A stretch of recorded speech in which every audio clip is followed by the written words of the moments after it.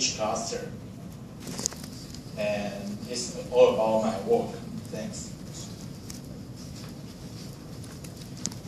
So hello, my name is Hubert Flores. I am from University of Tartu. And the thing that we are proposing a code uploading from a machine learning perspective. So we are trying to propose that offloading is rather cloud inference than local decision. So yeah, so current code learning architectures, they are quite simple because they just have a offloading mechanism running on the mobile and a server which has this virtualized smartphone infrastructure in the server side. But the thing that we are proposing is that make some crowdsourcing in the mobile components so that we can identify which components are more offloaded, and based on that information we can transform it into knowledge and push it to the mobile. So yeah, this is the infrastructure. So at first glance looks quite tight, but it's really loose. And I can explain you in detail just one point.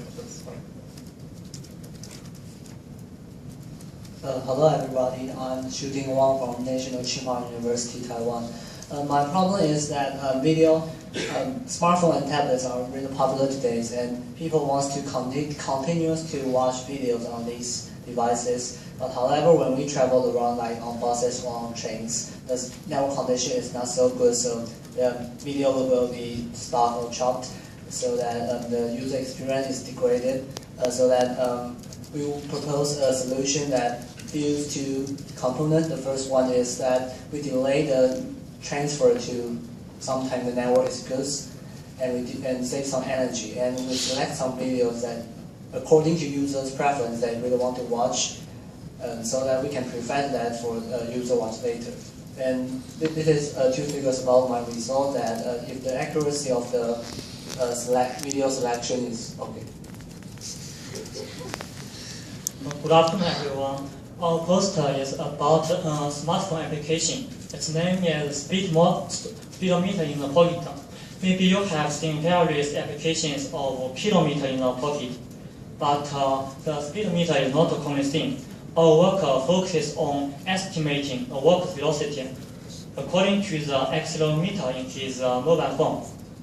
We analyze the acceleration signals in the mobile phone and get the working velocity of the worker.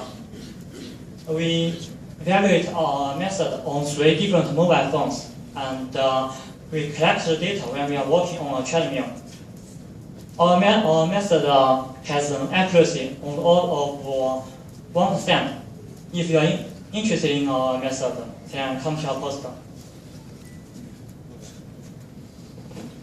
Hi, I'm Abraham. In this work, we did one thing. We want to carry people's favorite environment from his room to other rooms he goes to. As you can imagine, you may have your preferred environment, say the temperature, humidity, fan speed, and etc. So for example, this lady may would like to have 23 degrees Celsius, and this gentleman may want to have 25 degrees Celsius. And for me, I may want to have 20 degrees Celsius because I'm fat. So to do this, we need two things. The first thing is that we develop mobile apps that we can collect the people's preferred environment. And then the second thing is that we open up and communicate with the building management system. So carrying my environment is one of the top-up services that after we have opened up the building management system. Please feel free to come to our poster and share with us your ideas. Thank you.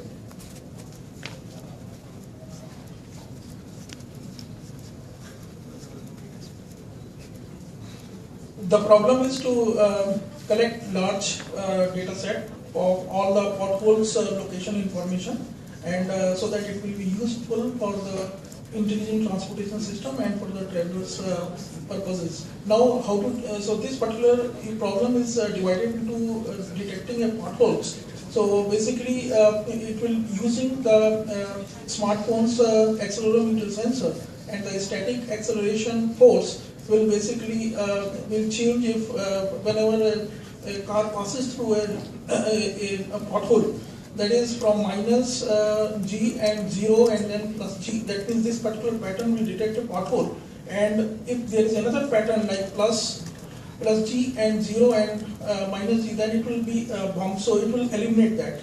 So this particular pothole information and with GPS location, this information is collected through the apps, and this using cloud, it will be put on the cloud, and then using and then it will be mapped on a map for the use. So.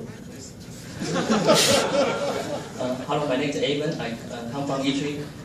In Android break bus testing, they will face three kinds of challenges. One kind, you don't have source code, and you don't know the testing criteria, and you did not get the test coverage. So we designed a system to overcome three kinds of challenges.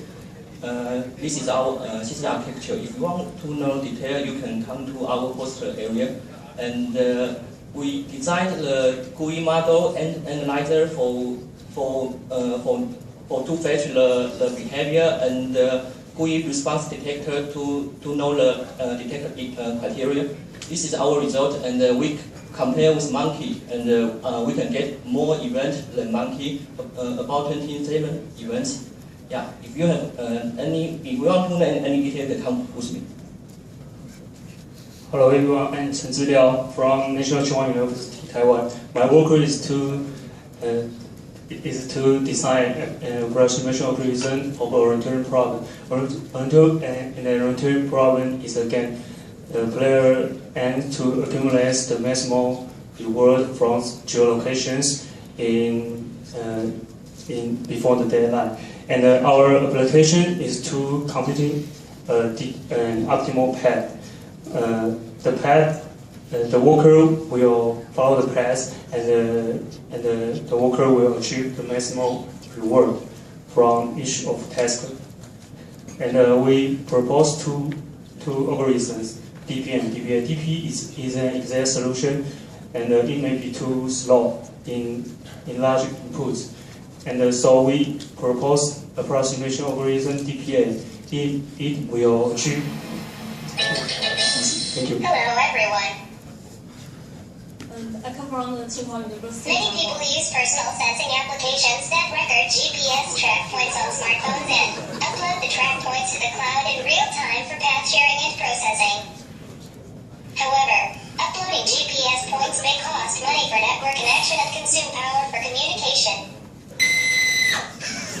Therefore, we present the order extraction by GPS filtering to reduce the uploaded GPS points.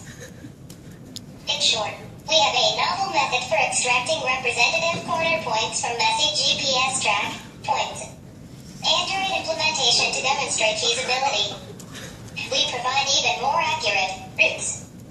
We can reduce uploaded data by up to 99.7% and uploading power consumption by up to 87.7%. Oh, thank you. Bye-bye.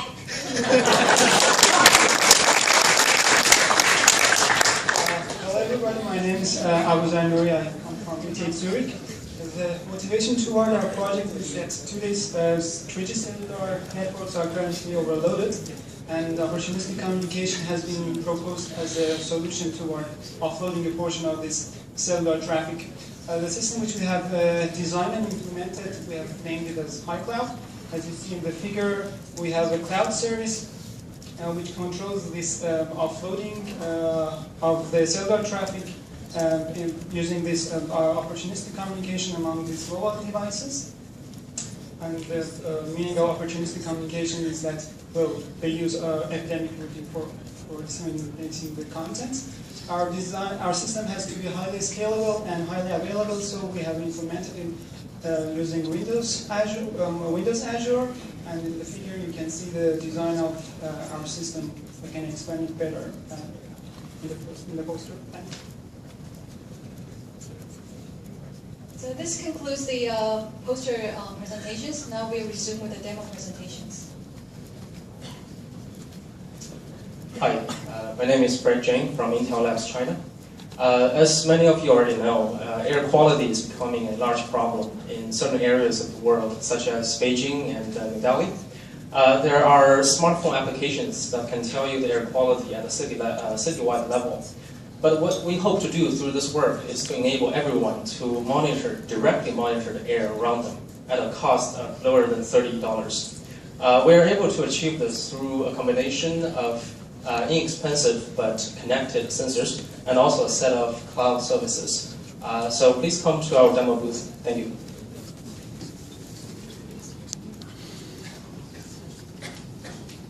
Hi, my name is Benedikt Dietrich from TU Munich, and today I'm going to present power management for closed source games.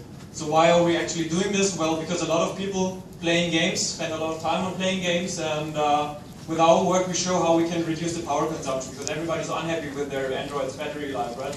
Or any smartphone's battery life. So therefore we have developed the Game Aware Governor. So during the demo what you're going to experience is you select one of the power managers, the Android default governor, or our game governor, and you can play a couple of games on our modified smartphone and really see how we're saving power. So for example, you can play Cut the Rope or Temple Run, and then while you're playing, we're detecting the states of the game, such as the loading state or the movie state or the playing state or menu state, and how we are then actually saving power. I will explain you at the booth, during the demo then. Thank you. Hi, I'm Ashok. Wouldn't it be great if there's a device or a system that can help you find your lost cell phone, your coffee mug, or even a favorite item in a grocery store? With wearable devices such as the Google Glass getting so popular today, it would be great if these kind of devices could help you do that. But to do so, they have to first identify and locate the object. Using cameras is very energy intensive as well as challenging if the objects you're looking at are very similar looking. On the other hand, radio tags can only give proximity information but not the necessary angle of arrival. Instead, in our system, we will tag items of interest with transmitters that have an RFID tag and an LED. The LEDs are used to send in periodic and extremely short optical beacons, which are sampled by an array of photodetectors at a receiver to estimate the angle of arrival. And the radio channel is used to communicate the ID as well as synchronize the transmitter and receiver to conserve power. In this way, a lot of fine-grained navigation applications can be built with this information, and my demo is just one of the many. Thank you.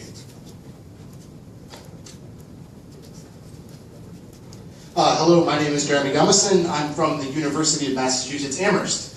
So near-field communications is a technology that's starting to see widespread deployment in mobile phones. As a result of it being new, there's a lot of security vulnerabilities that are just starting to emerge. So what we did to partially address this problem is we designed a embedded security platform we call NGuard. It's able to sniff interactions between phones and tags, so we know the messages that are being exchanged between them. It's able to identify and jam a set of blacklisted tags, and the most important part is it fits on the back of a mobile phone. There's a number of technical challenges that we needed to overcome to meet the power requirements of making the device small. I'll go more into details on that on Friday during my talk. What I'll show is we can detect the Queen of Hearts, which redirects you to a malicious website using the platform. So if you want to know more, stop by my demo. Thank you.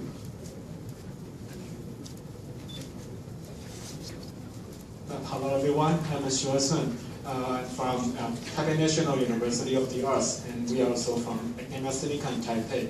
And our demo is called Compass Fusion to fuse the signals from two different modalities. The first one is from the depth camera, and the second one is from the compass orientation from the mobile device. And here are the testing results from two different users, from user A and user B, for the compass orientation and trajectory orientation. Here's a demo.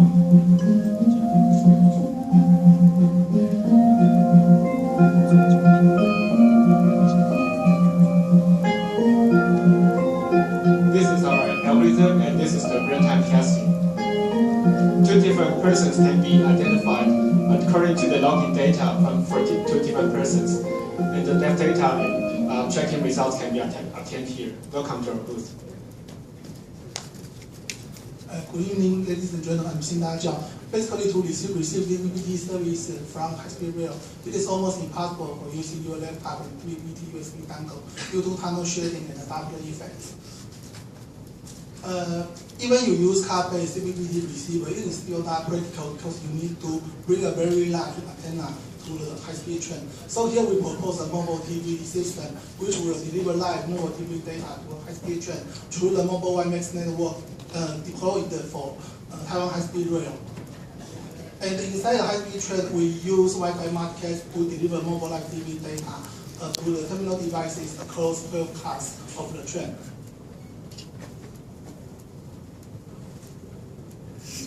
So we also support iOS, Windows, and Android clients. Here is some of our demo photos. Thank you for your attention.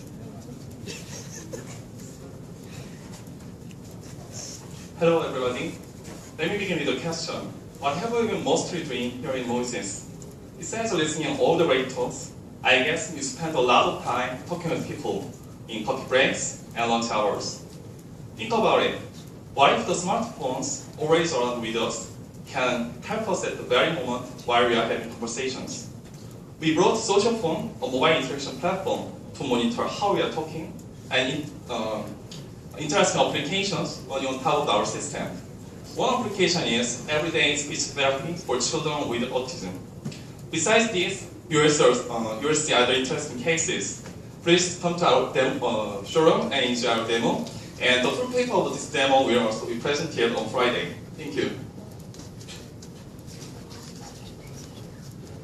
Hi, I'm Shunxiang Yu from National Taiwan University, and it is my pleasure to present our visible light communication-based scooter safety system. Scooters are popular in Taiwan and many countries. However, they contribute to more than 80% of deaths in traffic accidents. So we developed a scooter safety system based on visible light communication, or VOC. VOC uses optical signal to carry digital information in grid space by alternating the LED's light intensity. However, the flip is invisible to human eyes due to the persistence of vision.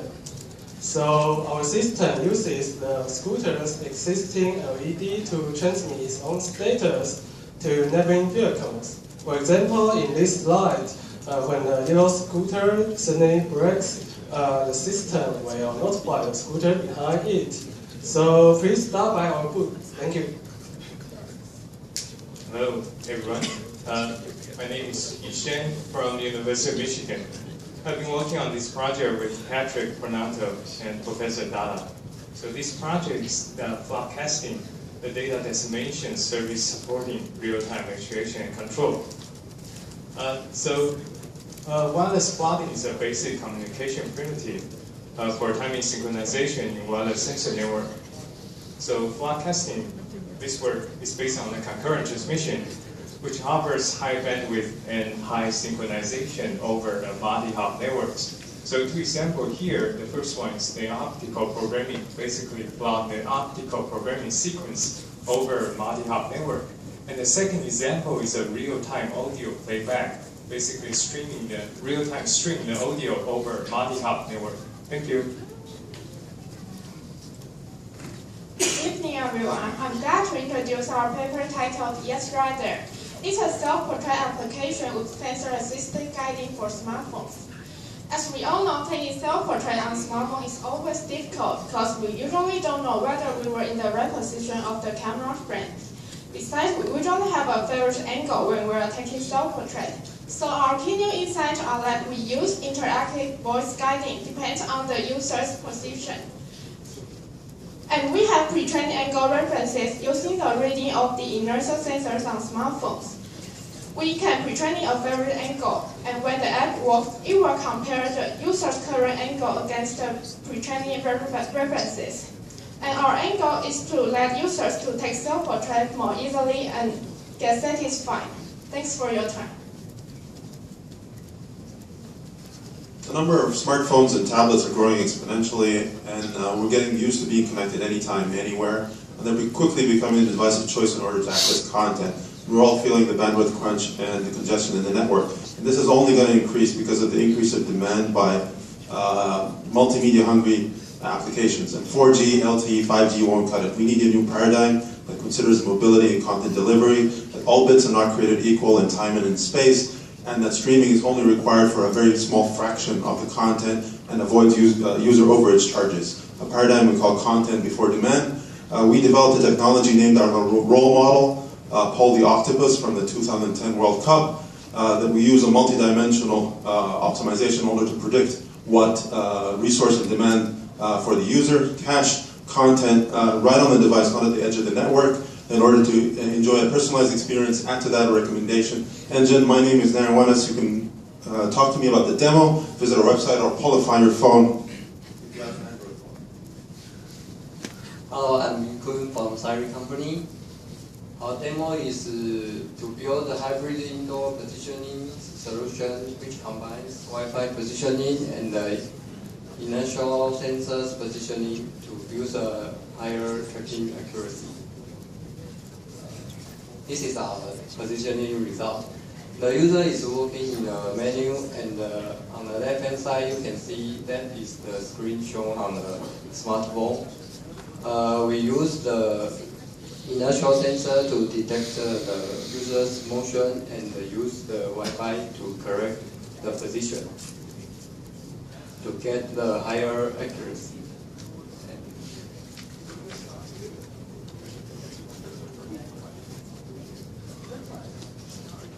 Okay, that is the demo result. Thank you. Hi everyone, I'm Mel Sharif, Nile University. I'll be presenting the Oh By The Way demo. This work is funded in part by Google Egypt.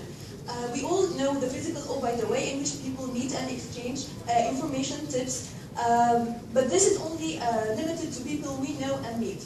So we took this concept and we devised our own concept, which is known as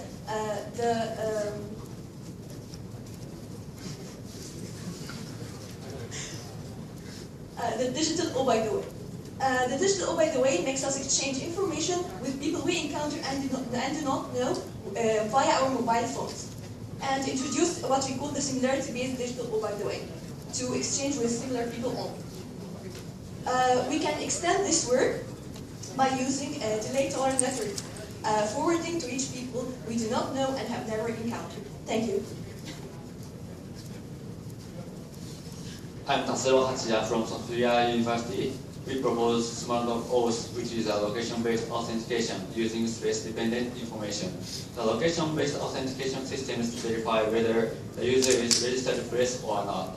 If we use Smart Lock Oath, we can unlock applications or mobile devices themselves at registration point, and we cannot unlock them at the location far from registration point. Smart Lock Oath use space-dependent information, which is an information depends on a place, such as SSIDs from wireless LAN access point. Smart Lock Oath does not use GPS, thus we can use it in indoor environment and can be used on laptop PCs as well as smartphones. Thank you. Currently, there are many apps Currently, there are many apps doing anonymous matching. Some of them use website information, and some of them use email information. And the Crutchless is the first app to use mobile number as ID to match. We choose mobile number as ID because first, it is very easy to access from our mobile contacts. Second, most people who are in your mobile contacts are usually close to you in special space. Third, never delete our mobile numbers from our mobile phone. But one day we may delete Facebook or Line or Twitter from our smartphone. No doubt we can use it on our classmates and colleagues. Besides, we can use it on meeting online friends. We can and this one. we can use this app to determine who people are going to meet next time through this app. Thank you.